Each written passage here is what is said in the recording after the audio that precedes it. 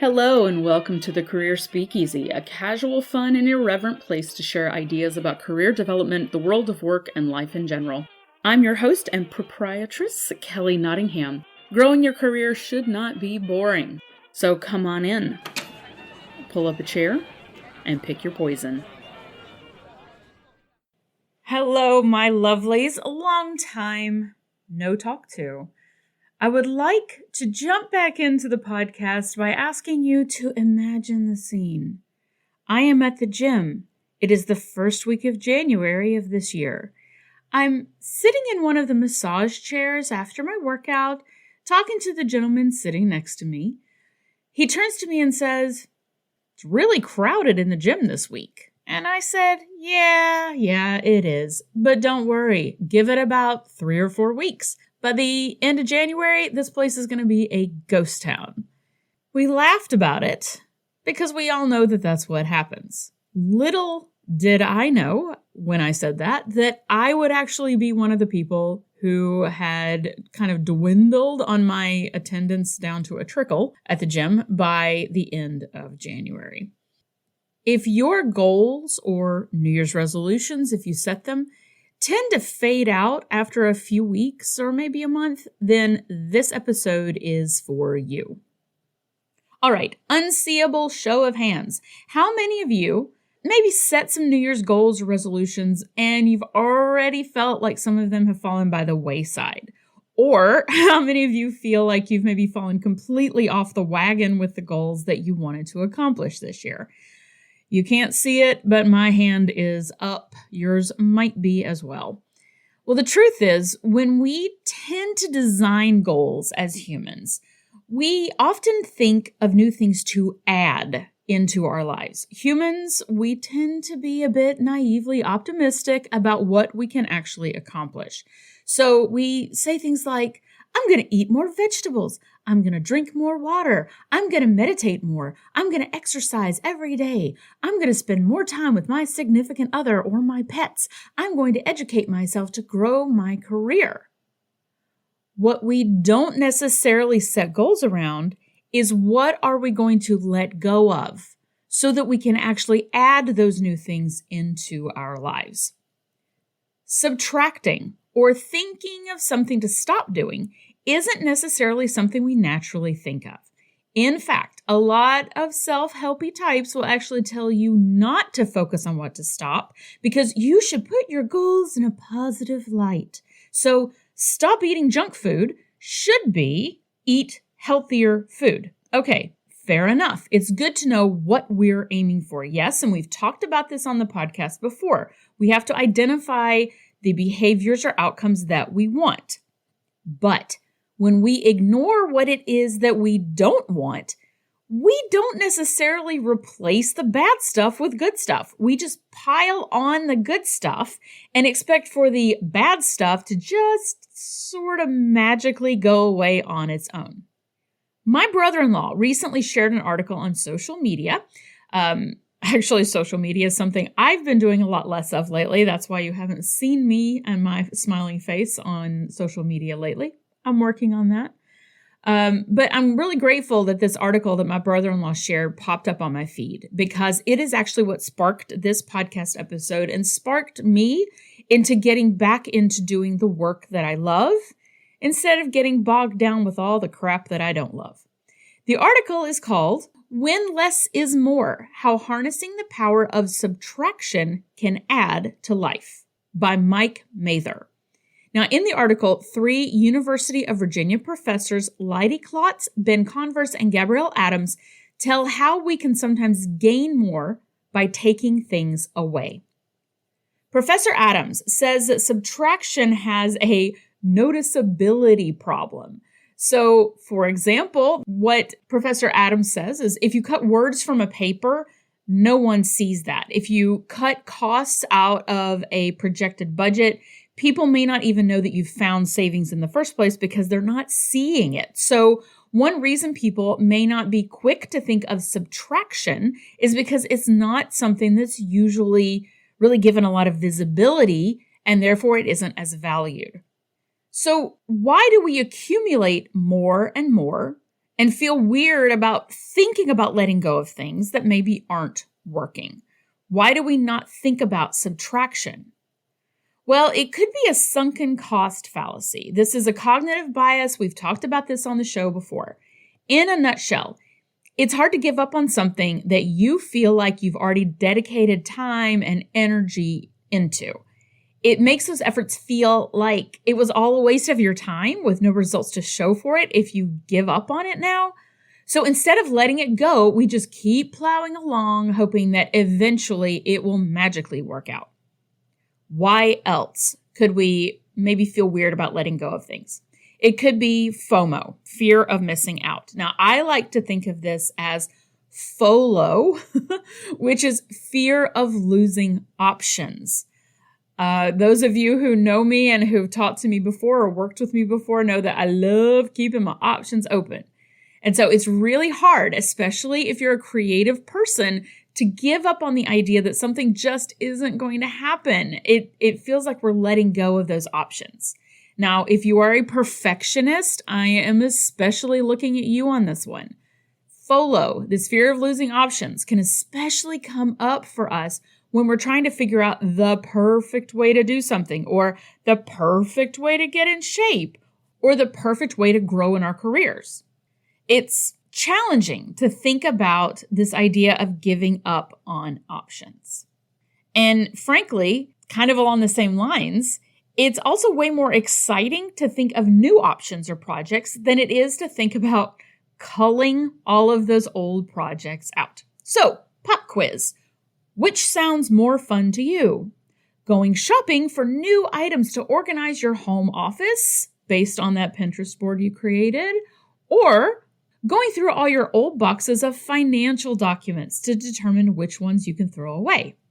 It's way more exciting to start on a new project than it is to drag out an old project to finish up, especially if you tend to get that rush of energy when you start something new. In the same way, it's way more exciting to imagine new possibilities than to think about getting rid of old possibilities that didn't work out. Now, another reason why it's sometimes hard to let go of things that aren't working, it can be the story or the narrative we tell ourselves about what it means about us to let something go. So here's an example. Lydia says at the beginning of the year that she's going to dedicate time every week to practicing her dance skills at home. She sets a goal of 2 hours per week practicing. She researches practice plans online. She comes up with a list of movements that she wants to drill and new skills she wants to develop. She buys a bunch of new DVDs that she can do from home. She may even sign up for an online subscription-based library of dance classes so she can practice. 7 weeks into the new year, she realizes that she has done maybe 2 hours of practice total since the start of the new year. So what's going on? What's getting in her way? Well, it could be a couple of things. It's hard for her to get started because she wants to create a mood for her dance practice. Now, this involves setting aside a full 45 minutes to an hour in an evening, lighting some candles and some incense, putting on a pretty practice outfit, and having an appropriate playlist. This means that she needs to add an additional 20 minutes just to get herself organized every time. And that's not even including deciding which skills she wants to work on and which DVDs she might want to use. So what else could be going on? Well, she frankly doesn't have a ton of large blocks of time in her schedule because of family obligations. She's got multiple pets. She's got her job. She's got household chores to think about, and so on and so on. This keeps her focus divided in a million directions because while she's trying to practice dance, she's thinking about all of the dishes in the sink that are waiting for her. And, oh wait, did she actually get the laundry out of the dryer or is it still sitting in there? Or maybe she should have spent this time at the gym doing cardio instead. Oh, and there's also like 22 other creative projects that she has waiting in the wings for some of her time. So instead of taking a long, hard look at what she could subtract from her responsibilities or her obligations, she keeps trying to power through. After all, if she doesn't do this, it means something about who she is. It means things like she's disorganized, she's not dedicated enough, she's flighty, she doesn't have her stuff together, she's not as capable as other people who do have an hour for dance practice, she's never going to be as good as she wants, she might as well not even bother doing dance anymore if she doesn't have the willpower or motivation to at least practice. Does this sound familiar? She is spiraling into self-recrimination and shame, all because she might have set an unrealistic goal, or she's adding on too much fluff to that goal to make it doable. Okay, here's a quick aside. If you have as one of your new goals for this year to find a job that you really enjoy, but you're having a hard time writing your resume, I can absolutely help with that. I have an online resume course that walks you through the process step by step using my 20 plus years of corporate training and development experience to help you craft a resume that's really going to make you shine. If you're interested, I will link to it in the show notes. Right now, we are running that course for only $57. You get lifetime usage out of that course. You can go back and review as many times as you would like. So if you're interested in growing your expertise in writing your own resume and preparing for your interviews with that resume, and if you'd like to support me and the podcast, I would appreciate it. Thanks. So what's another reason why we tend not to think about subtracting away from goals instead of just continually adding on to them? Well, because we may not have a clear understanding of our motivation of why we want to hit the goal in the first place. Now, I've talked about this in other episodes, the importance of understanding the goal behind the goal. When we set a goal, we have an outcome in mind, something that motivates us to try for that goal, but we sometimes stop there and never really question what motivation lies behind that sort of high-level, shallow motivation. When that sort of shallow level of motivation isn't enough to drive us to get to our goal, we can give up on trying at all, when a deeper motivation might be what's needed to persevere or to maybe shrink that goal down a little bit so that we can focus on what really matters to us. So let's look at another example for this one. Carlos wants to get a professional certification this year. His reasoning? Well, if he gets that certification, he can get on bigger projects at work, which will give him more visibility to the leadership team. Okay, fair enough. Certification equals visibility. But the certification is hard. It's going to take a long time to complete, and Carlos is feeling his drive fade after just a month of online classes and homework in the evening. He starts to ask himself if it's worth giving up this much time with his family in the evenings just to be able to get that extra visibility at work. Now, if we leave Carlos right there to make a decision, he might decide to power through. He's working his way up the ladder. This is the way it's done. The end. Suck it up, buttercup. However, if we pull back another layer of motivation and ask Carlos, what will additional visibility give him? What benefits or emotions or rewards would come because of that visibility? When Carlos asks himself that question, he realizes that the visibility isn't the end goal. Hint, visibility is almost never the end goal. What that visibility could provide is a promotion. Okay, well, what does a promotion provide? More pay.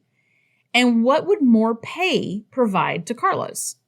Well, for him, it would be the opportunity to travel with his family to visit extended family in faraway places. What does that provide? Love, community, connection with family, memories with his kids. That is what Carlos can use as his motivation. And when he refocuses his goal that way, he may realize that he can get that love and community and connection with family without the stress and additional hours of that next level job. In fact, if they just cut back on some spending, they'd have enough money each year to take a trip to visit family. Now Carlos gets to decide if he's ready to push through with the certification or maybe slow down on his timeline for that certification, or he may just drop it completely right now and focus instead on reducing household expenses so they can travel more. James Clear, author of Atomic Habits, shared this quote in his most recent newsletter. It doesn't make sense to continue wanting something if you're not willing to do what it takes to get it. If you don't want to live the lifestyle, then release yourself from the desire. To crave the result, but not the process, is to guarantee disappointment. What a great quote. He also, by the way, has a fantastic newsletter, jamesclear.com. You can sign up for his newsletter. It's one of my favorites. So this brings up another question. Have you thought much about the day-to-day lifestyle changes that your goals require? Does the end result sound sexy, but the day-to-day sound like a nightmare? Do you really want six-pack abs, but when you think about what it's going to take as far as diet and exercise every day to get them, and you're like, I'm not really sure I really want six-pack abs that much? Maybe there's a goal there instead that's more in line with the process that you're willing to commit to every day or every week. And you can line up your goal instead with that process. So let's brainstorm some practical ways to implement some of these ideas we've talked about today.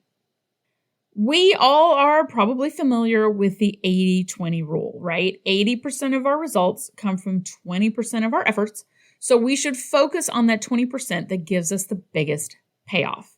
But it is so easy to skip back into focusing on that 80% of the less useful effort, especially over the long haul. So maybe it's time to ask yourself if your 20% focus area has expanded back out into efforts that don't actually pay off. Maybe you need to reduce back down to that 20%. If you don't know what that 20% is, maybe that is your starting point. Let's figure out what your 20% payoff area is, and we can let go of the other 80%. Instead of adding on new goals or projects, maybe you can take one that you've already set and shrink it down, either in scope or in size, or in what you consider a successful result to be. Maybe your successful result is too much. It's not necessary to be that big, that complex, that far in advance. Maybe you can size that down a little bit and say, you know what? Success for me can actually look like this. Let's aim for that.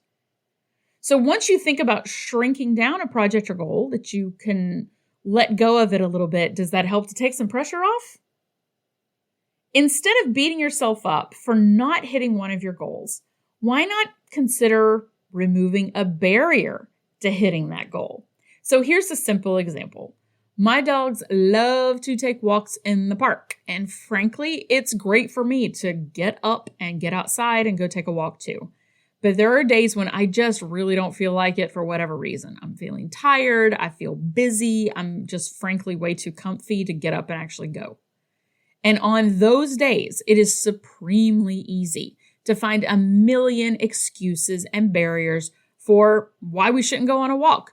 I can't find the leashes, or they're going to shed in my car. If you've ever lived with a German Shepherd, you know exactly what I'm talking about.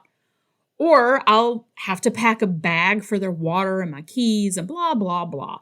Piling these excuses one on top of another makes for a big old wall of resistance that I can use as a reason not to go, even though my dogs are literally the sweetest and cutest in the world. Sorry, everybody else. And they love to go on walks, and I want to make them happy. So how can I make this process easier? Now, y'all, this is not rocket science, but it is, in fact, brain science. Reduce the obstacles, the barriers to getting started. So we keep the leashes right by the back door so one of my dogs, Snake, can go look at them longingly every time I let them outside, and there's another walk reminder in itself. I leave the back seat cover on in my car all the time to cut down on some of the shedding. And I keep a walking bag packed right by the leashes, so all I have to do is grab that bag, grab the leashes, the keys, and the dogs, and we go. It's amazingly easier to go on walks knowing it's not going to take 20 minutes of prep time. So are there any barriers you can reduce to achieving your goal? What can you subtract from the process? This could be as easy as having an ongoing to-do list or process checklist, so you don't have to spend time thinking about what you need to do. Now, another big idea here, an interesting idea, is reducing the number of decisions that you need to make. Now, Lydia could benefit from this, right? In our dance example earlier.